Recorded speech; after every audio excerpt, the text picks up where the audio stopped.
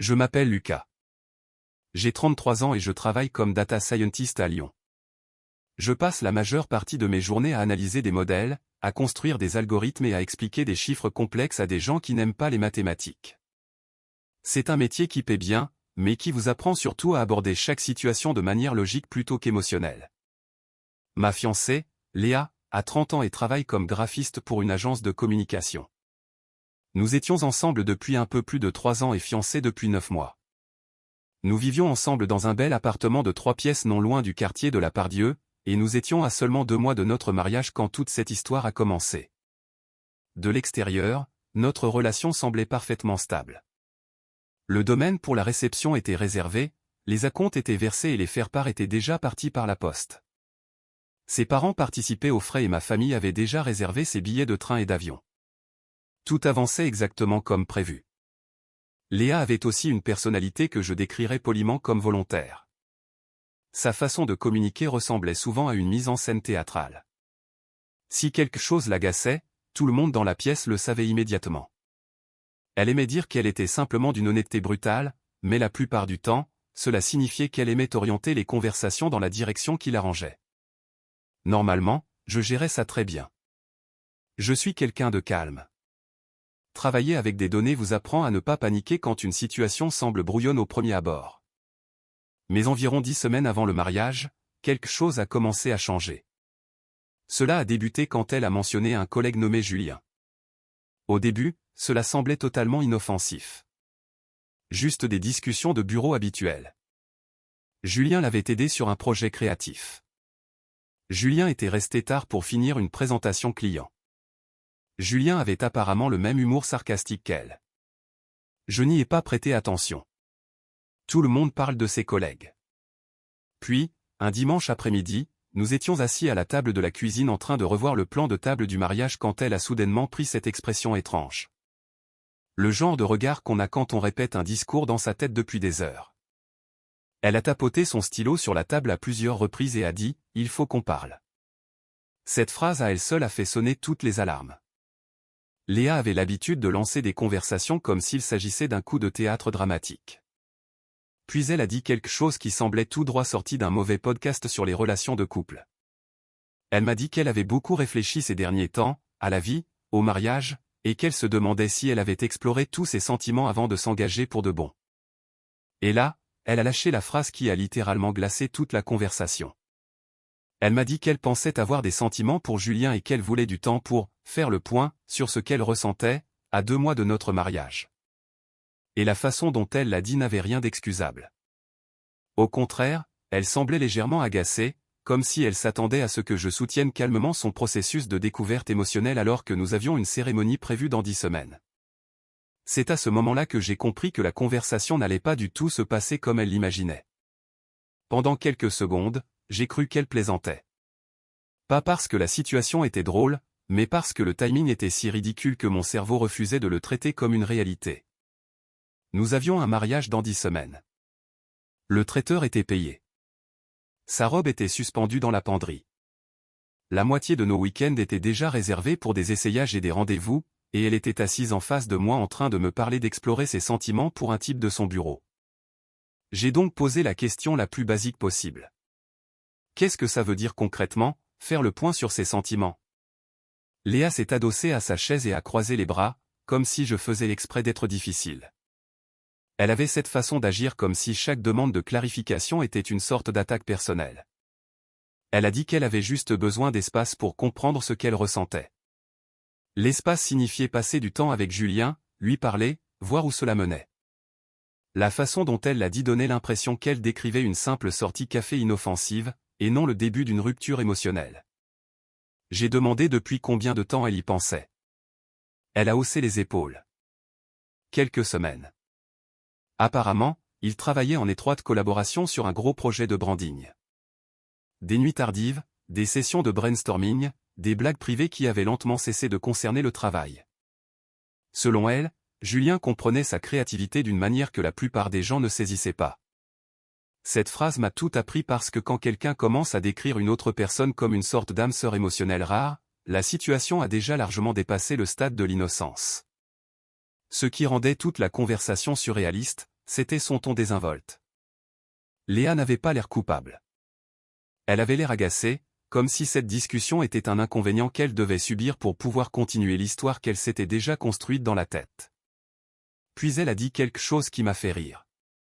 Pas un rire joyeux, plutôt le genre de rire qu'on a quand une chose est si absurde qu'elle brise toute logique. Elle a dit qu'elle ne voulait pas encore annuler le mariage. Elle voulait juste un peu de temps pour explorer ses sentiments et ensuite décider de ce qui lui semblait juste. En d'autres termes, elle voulait mettre notre relation sur pause pendant qu'elle en testait une autre. Et si ça ne marchait pas, nous pourrions apparemment continuer à planifier le mariage comme si de rien n'était. Elle a dit ça de la voix la plus calme imaginable, comme si elle suggérait de décaler une réservation au restaurant. C'est à ce moment-là que quelque chose s'est déclenché dans ma tête. Parce que je travaille avec des modèles de probabilité toute la journée, et quand quelqu'un demande la permission d'essayer une autre option tout en gardant l'option originale en réserve au cas où, la logique derrière cette décision devient très claire. Elle n'était pas confuse. Elle faisait son shopping. Et selon son plan, je devais attendre patiemment en rayon pendant qu'elle vérifiait si Julien était une meilleure affaire. Une fois la conversation terminée, quelque chose d'étrange s'est produit. Je n'ai pas ressenti de colère. Je ne me suis pas senti dévasté non plus. Ce que j'ai ressenti, c'était surtout de la clarté. Quand quelqu'un vous dit qu'il a besoin de temps pour explorer ses sentiments pour une autre personne 2 mois avant votre mariage, ce n'est pas de la confusion. C'est une décision qui a déjà été prise. Il demande juste la permission d'éviter les conséquences. Léa semblait penser que la conversation avait créé une sorte de parenthèse dans notre couple. Comme si nous étions en attente temporaire pendant qu'elle gérait ses affaires avec Julien, mais dans ma tête, la relation s'était déjà terminée durant cette discussion à la table de la cuisine. Elle ne s'en rendait simplement pas encore compte. Plus tard dans la soirée, elle est sortie rejoindre une amie pour boire un verre. C'est du moins ce qu'elle m'a dit. C'était peut-être vrai, peut-être pas. À ce stade, honnêtement, je m'en fichais assez pour ne pas vérifier. Pendant son absence, j'ai ouvert mon ordinateur et j'ai commencé à parcourir le dossier de planification du mariage. Contrat du domaine, devis du traiteur, acompte du photographe, réservation du DJ. Il y avait environ 25 000 € engagés dans ce week-end. Une partie était remboursable, l'autre non. J'ai fixé les chiffres pendant un moment en pensant à une chose que mon père disait souvent, les mauvais investissements empirent quand on refuse de limiter les pertes rapidement. Alors, j'ai commencé à passer des appels. Le premier a été pour la coordinatrice du domaine. Je lui ai dit que je devais annuler la réservation pour octobre. Elle a marqué un temps d'arrêt, comme si elle pensait que je plaisantais. Quand elle a compris que j'étais sérieux, elle a commencé à m'expliquer les conditions d'annulation. Nous allions perdre la compte initiale, mais les paiements restants n'avaient pas encore été prélevés. Rien que cela nous a sauvés de perdre 12 000 € de plus. L'appel suivant a été pour le traiteur, puis le fleuriste, puis le photographe. La plupart des conversations étaient gênantes, mais étonnamment calmes. Apparemment, les annulations de mariage à 2 mois de l'échéance arrivent plus souvent qu'on ne le pense.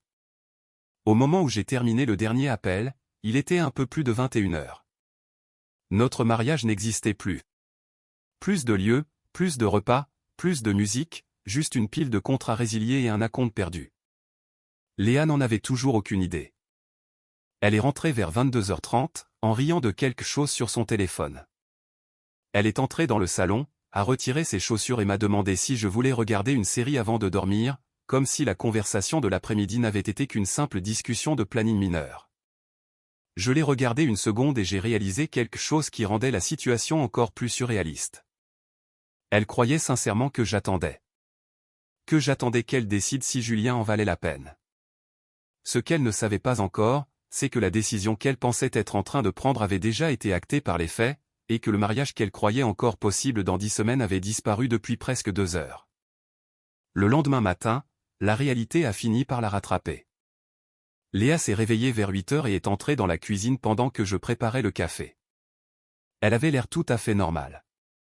Pas de stress, pas de culpabilité, elle faisait défiler son fil Instagram comme n'importe quel autre jour de la semaine. Elle m'a embrassé sur la joue et a dit qu'elle allait voir Julien plus tard pour discuter calmement de tout ça. Elle l'a dit avec désinvolture, comme si c'était une étape normale dans cette petite expérience émotionnelle qu'elle avait créée. C'est à ce moment-là que j'ai décidé que la discussion ne pouvait plus attendre. Je lui ai dit que nous devions reparler. Elle a soupiré immédiatement, déjà irritée. Lucas, je t'ai dit que j'avais juste besoin d'un peu de temps. Tu rends les choses plus difficiles qu'elles ne devraient l'être. C'était la première fois qu'elle utilisait ce ton, celui qui sous-entendait que c'était moi qui n'étais pas raisonnable en réagissant à la situation qu'elle avait elle-même créée. Alors, je suis resté simple. Je lui ai dit que le mariage avait été annulé. Au début, elle a juste scié, comme si son cerveau ne parvenait pas à traiter l'information. Puis, elle a ri.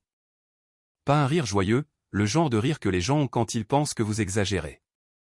Comment ça, annulé? J'ai expliqué exactement ce que je voulais dire. Le domaine était prévenu. Le traiteur était annulé. Le photographe aussi. Tout avait été réglé la veille au soir. Le visage de Léa s'est vidé de ses couleurs. Sa première réaction n'a pas été de la tristesse, mais de la colère. Tu as annulé notre mariage sans m'en parler.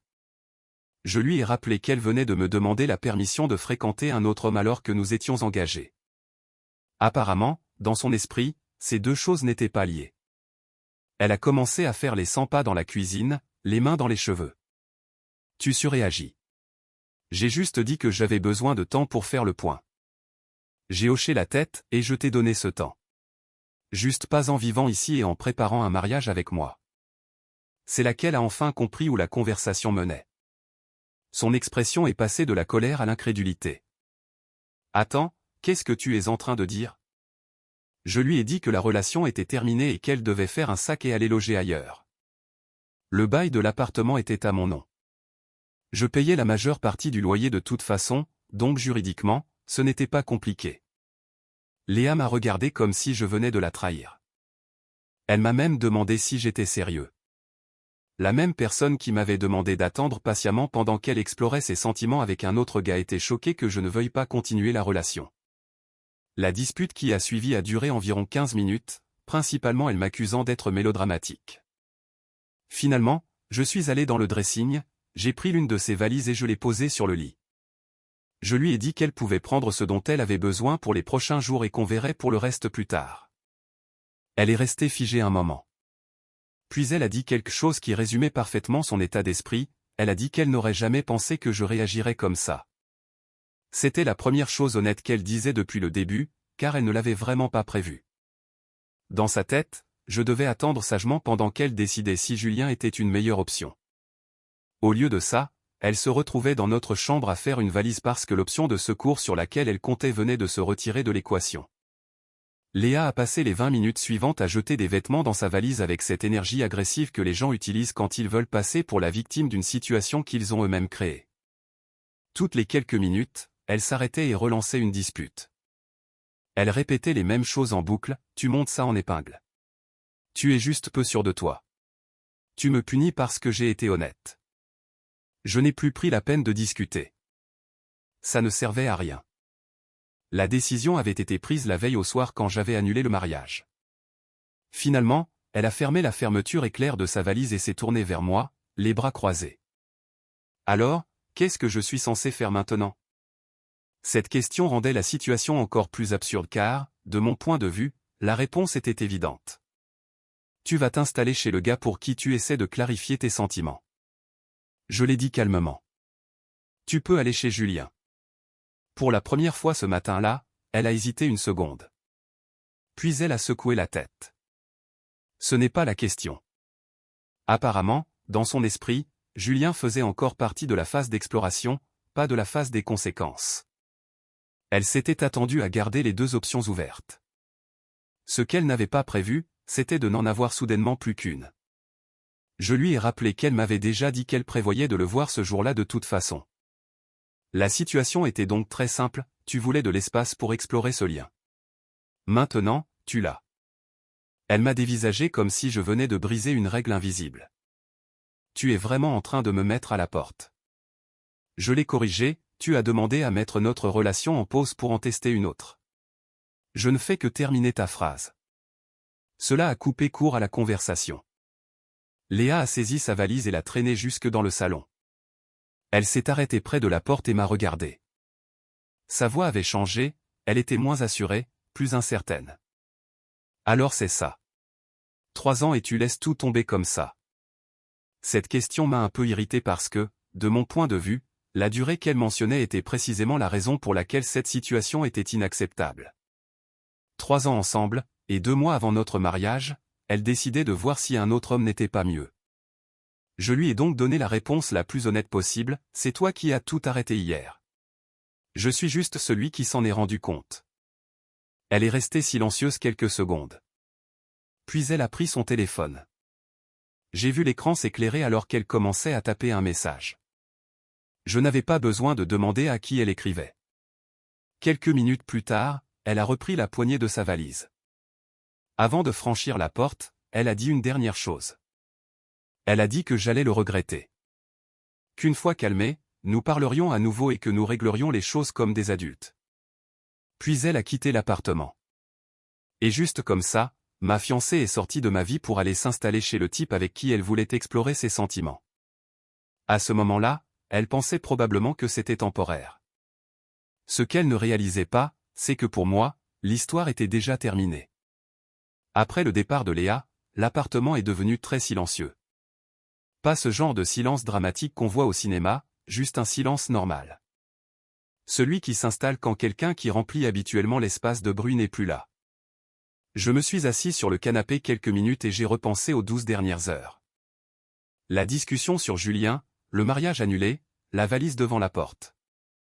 Curieusement, je ne ressentais toujours pas de colère. Je sentais surtout qu'un problème avait été résolu. Quand on travaille dans la data science depuis assez longtemps, on apprend que certains résultats deviennent évidents une fois que suffisamment de variables apparaissent.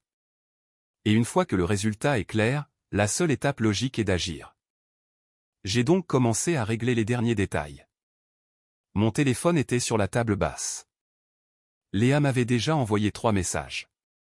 Le premier est arrivé environ 15 minutes après son départ, « Lucas, il faut qu'on parle plus tard quand tu te seras calmé. » Le deuxième est arrivé 10 minutes après, « Tu fais une énorme erreur en ce moment. » Le troisième message était plus court, « Je suis sérieuse. Ne fais pas quelque chose que tu regretteras. » J'ai fixé l'écran quelques secondes. Puis j'ai ouvert mes contacts. Le numéro de Léa était toujours épinglé en haut de mes messages.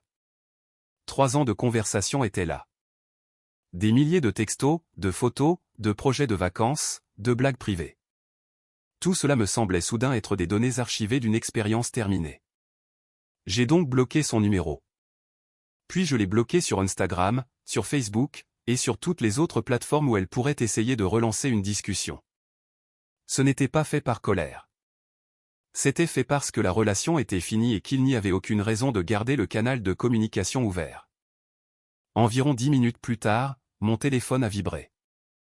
Numéro inconnu. J'ai laissé sonner. 1 minute après, un autre appel est arrivé. Un autre numéro inconnu. J'ai laissé sonner aussi. Puis un SMS est arrivé d'un 3e numéro, « C'est Léa, sérieux Lucas, qu'est-ce que tu fais ?» Je n'ai pas répondu. Au lieu de cela, j'ai bloqué ce numéro aussi. C'est à ce moment-là que la situation est devenue réelle, parce que Léa avait toujours eu l'habitude de contrôler les conversations. Elle avait l'habitude de discuter jusqu'à ce que les gens cèdent ou fassent des compromis. Mais bloquer quelqu'un supprime totalement la conversation. Pas de débat, pas de mise en scène, pas de public, juste le silence. Et apparemment, le silence était une chose à laquelle elle ne s'était jamais attendue. Au cours de l'heure suivante, 3 autres numéros inconnus ont tenté d'appeler. Chacun a été bloqué. Finalement, le téléphone a cessé de sonner. L'appartement est resté calme, et quelque part à l'autre bout de la ville, mon ex-fiancée était probablement assise avec Julien, réalisant que le plan de secours qu'elle pensait indestructible venait de disparaître définitivement. Les jours suivants ont été plus paisibles que prévu. Pas de confrontation dramatique, pas d'effondrements émotionnels, juste beaucoup de nettoyage administratif. Le lundi matin, j'ai envoyé un mail au site web de notre mariage pour fermer la page. Aucune raison de laisser un compte à rebours tourner pour un événement qui n'existait plus. Ensuite, j'ai envoyé un court message aux quelques parents qui avaient déjà réservé leur billet. Je suis resté simple, le mariage est annulé. Je vous expliquerai plus tard.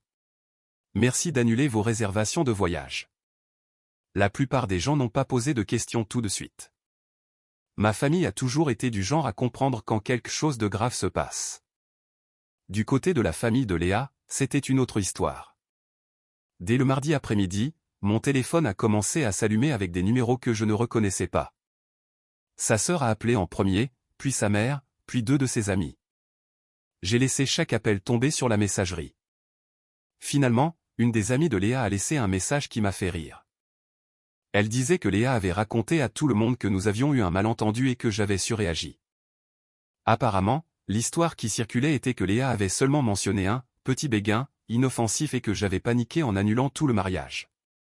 Cette version des faits aurait été impressionnante si elle n'était pas aussi prévisible. Quand quelqu'un crée un désastre, l'étape suivante est généralement de contrôler le récit. Je n'ai pris la peine de corriger personne. Ceux qui avaient vraiment besoin de la vérité finiraient par l'apprendre.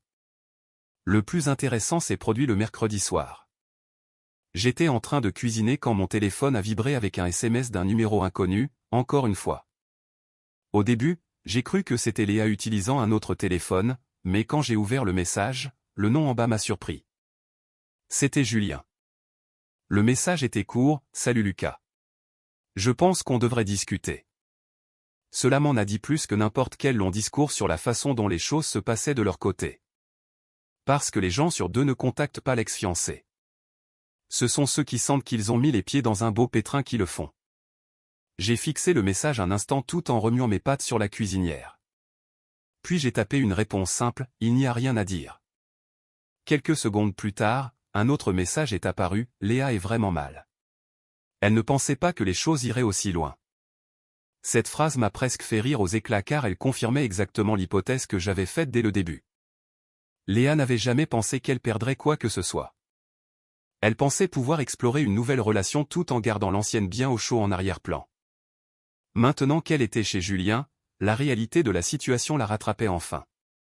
Un autre message est arrivé, elle dit que tu l'as bloqué partout. J'ai répondu par une seule phrase, c'était intentionnel. Julien n'a pas répondu pendant environ 1 minute. Puis le dernier message est apparu, mec, je ne savais pas que c'était encore aussi sérieux entre vous. C'est là que j'ai compris un point crucial. Léa n'avait pas été honnête avec lui non plus. Car n'importe qui sachant qu'un mariage est prévu dans 10 semaines ne décrirait jamais la relation comme « pas si sérieuse ». Après ce message de Julien, j'ai posé mon téléphone et j'ai fini de dîner. Tout cet échange avait duré peut-être 2 minutes, mais il expliquait beaucoup de choses. Léa lui avait clairement raconté une version très différente de la réalité, car s'il avait su qu'elle était à 2 mois de se marier, son message n'aurait jamais été aussi désinvolte. Je n'ai plus répondu. Au lieu de cela, j'ai bloqué son numéro aussi, non pas parce qu'il comptait, mais parce que je n'avais aucune envie d'être entraîné dans le chaos qu'il devait maintenant gérer. Durant les semaines suivantes, les choses se sont stabilisées dans une sorte de nouvelle normalité. Le travail m'occupait beaucoup. Mon emploi du temps s'est rempli à nouveau. Sans les réunions de préparation du mariage, mes week-ends me semblaient soudainement très libres. Mes amis ont commencé à apprendre ce qui s'était passé. La plupart des réactions étaient identiques, le choc d'abord, puis la colère pour moi. Un de mes amis a parfaitement résumé la situation lors d'un dîner environ 1 semaine plus tard. Il a dit, Léa a essayé de te garder comme filet de sécurité pendant qu'elle testait un nouveau parachute. C'était exactement ça. Environ 3 semaines après la rupture, j'ai croisé quelqu'un d'inattendu, une collègue de Léa. Nous nous étions rencontrés une fois lors d'une fête d'entreprise l'année précédente. Elle m'a reconnu dans la file d'un café et m'a immédiatement lancé ce regard inconfortable que les gens ont quand ils savent qu'une situation est compliquée. Nous avons fini par discuter quelques minutes. Cette conversation a confirmé quelque chose d'intéressant. Apparemment, Léa et Julien avaient commencé à s'afficher ouvertement presque immédiatement après son départ de chez moi. Mais selon la collègue, l'ambiance au bureau était devenue pesante car tout le monde savait que Léa était fiancée, ce qui signifiait que l'histoire qu'elle avait racontée à l'extérieur commençait à s'effondrer à l'intérieur de l'agence. Et les situations de ce genre restent rarement discrètes longtemps. À ce moment-là, pourtant, cela ne m'importait plus. Ma vie avait déjà avancé. J'imaginais que Léa et Julien allaient soit réussir à construire quelque chose, soit se cracher tout seuls. Quoi qu'il en soit, ce n'était plus mon problème. Du moins, c'est ce que je croyais, car 8 mois plus tard, un nom est apparu sur mon écran de téléphone, un nom que je n'avais pas vu depuis le jour où elle avait quitté l'appartement. 8 mois s'étaient écoulés avant que j'aie des nouvelles de Léa. À ce stade, toute cette histoire me semblait appartenir à un chapitre lointain de ma vie.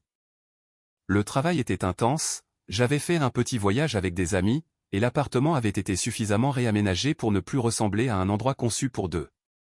Plus important encore, le silence était resté intact jusqu'à ce mardi soir. Je terminais un dossier à mon bureau quand mon téléphone a vibré avec un message d'un numéro inconnu. Normalement, je les ignore, mais celui-ci commençait par mon prénom. Lucas, c'est moi. Je savais déjà de qui il s'agissait avant même d'ouvrir le message. Léa. Apparemment, elle avait trouvé un énième numéro pour me contacter. Le message suivant est arrivé juste après, je sais que tu ne veux probablement pas entendre parler de moi, mais j'ai vraiment besoin de te parler. J'ai fixé l'écran quelques secondes, surtout surpris que cela ait pris autant de temps, car les situations comme celles qu'elle avait créées finissent rarement comme les gens l'espèrent. La curiosité l'a emporté. J'ai posé une seule question, qu'est-ce que tu veux? Sa réponse a été presque instantanée, est-ce qu'on peut se voir quelque part? Cela m'en disait assez. Les gens qui sont heureux dans leur situation actuelle ne cherchent pas à recontacter la personne qu'ils ont quittée 8 mois plus tôt. J'ai posé la question évidente, qu'est-ce qui s'est passé avec Julien? Il y a eu une longue pause avant qu'elle ne réponde. Puis le message est apparu, on a rompu. 3 mots simples. Honnêtement, je n'étais pas choqué. Les relations qui commencent en faisant exploser une autre ont généralement des bases instables. Un autre message est arrivé, j'ai fait une erreur, Lucas. Je n'ai pas répondu tout de suite. Au lieu de cela, je me suis adossé à ma chaise et j'ai repensé à la dernière fois que je l'avais vu, debout sur le pas de la porte avec sa valise, me disant que j'allais le regretter. Maintenant, 8 mois plus tard, elle demandait à parler, ce qui signifiait que l'expérience qu'elle avait voulu mener avait produit ses résultats, et apparemment, elle n'aimait pas le verdict. Je ne suis pas allé la voir. Ce fut ma première décision. Léa a envoyé 3 autres messages au cours de l'heure suivante, demandant si nous pouvions nous parler en personne. Elle disait qu'elle voulait tout expliquer, qu'elle avait beaucoup réfléchi. Je n'avais pas besoin d'explications. La situation était déjà limpide. Elle avait quitté notre relation pour en explorer une avec Julien. Maintenant que cette relation était finie, elle revenait vers l'option précédente. La logique derrière tout cela n'était pas compliquée. J'ai fini par envoyer un dernier message, j'espère que les choses s'arrangeront pour toi, mais il n'y a plus rien à discuter. Elle a répondu presque instantanément, Lucas, s'il te plaît, ne fais pas ça. Je sais que j'ai merdé, mais on a passé 3 ans ensemble. Ça doit bien vouloir dire quelque chose. Ça voulait dire quelque chose, en effet, mais pas ce qu'elle espérait. 3 ans signifiait que j'en avais déjà vu assez pour savoir qui elle était quand les choses ne tournaient pas en sa faveur. J'ai envoyé une ultime phrase, tu as déjà choisi la vie que tu voulais il y a 8 mois. Puis j'ai bloqué ce numéro aussi. La conversation s'est terminée de la même façon que la relation, en silence. Quelques semaines plus tard, j'ai appris par des amis communs que Léa avait quitté son job et déménagé dans une autre ville. Apparemment, les choses à l'agence étaient devenues invivables après sa rupture avec Julien. Je n'ai jamais cherché à en savoir plus. À ce moment-là, ça n'avait plus aucune importance. Parfois, les gens pensent que les relations se terminent à cause d'une erreur, mais les erreurs n'arrivent généralement qu'une fois. Ce que Léa a fait n'était pas une erreur. C'était une décision réfléchie. Et une fois que quelqu'un vous montre avec quelle facilité il peut vous remplacer, la chose la plus intelligente à faire est de s'assurer qu'il n'ait plus jamais l'occasion de recommencer.